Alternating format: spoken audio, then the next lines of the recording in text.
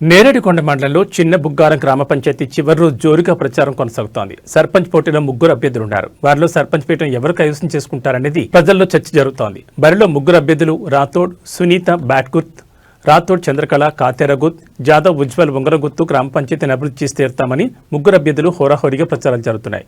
వారిలో సర్పంచ్ పీఠాన్ని ఎవరు కైవసం చేసుకుంటారో వేచి చూడాలి. ఆఖరి రోజు ప్రచారానికి 3 అభ్యర్థులు పోటాపోటీగా ప్రచారం నిర్వహిస్తున్నారు.